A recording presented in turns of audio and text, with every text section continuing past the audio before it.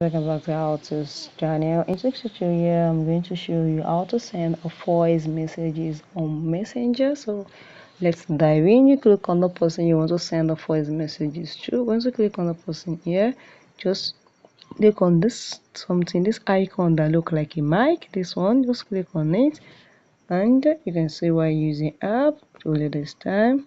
And this is it. Everything you are doing, you're recording everything. You're just click on it once. You do not need to hold it long as a WhatsApp on. Just click on it, and everything I'm recording now, everything I'm saying now is being recorded as a voice messages. Once you are done, you can see the arrow. If you want to delete, click on this delete. If you want to pause, you can pause it here. You can see this is pause. You can see if I want to send, you can send. If I don't want to, I'll just click on continue.